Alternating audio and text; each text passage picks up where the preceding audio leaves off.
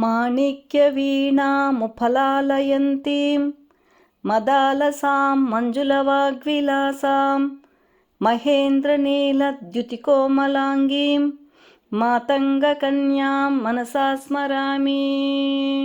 సరస్వతి ప్రార్థనతోనే మనం గోష్ఠి, ఉపన్యాసాలు, ప్రవచనాలు, సంగీత సాధనాలు లాంటి మేధో సంబంధమైన కార్యక్రమాలు ప్రారంభిస్తాం కదండి. సరస్వతీదేవి అంటే చోదయత్రి సునృతానాం చేతయంతి సుమతీనాం యజ్ఞం దధే సరస్వతి. యజ్ఞం దధే సరస్వతి అంటే యజ్ఞాన్ని కాపాడేది సరస్వతీదేవి అన్నమాట. యజ్ఞము అంటే మామూలుగా మనం అనుకునే అగ్నిహోత్ర ప్రక్రియే కాదండి.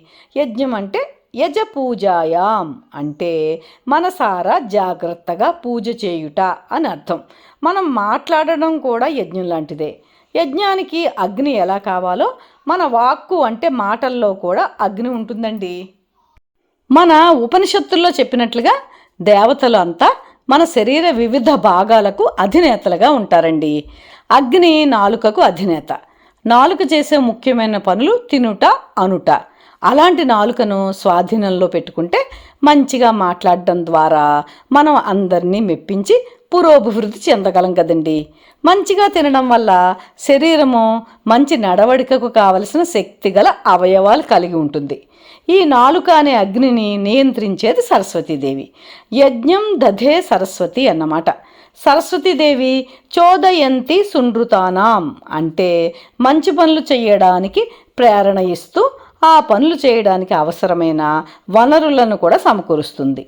చేతయంతి సుమతీనాం అంటే మనలో చేతన కలిగించి మంచి బుద్ధిని ఇస్తుందండి. చూసారా, సరస్వతీదేవిని ప్రార్థించిన వారికి జీవితం ఎంత బాగుంటుందో. అందుకని మనం మన పిల్లల చేత రోజు సరస్వతీ ప్రార్థన చేయిద్దామా అండి?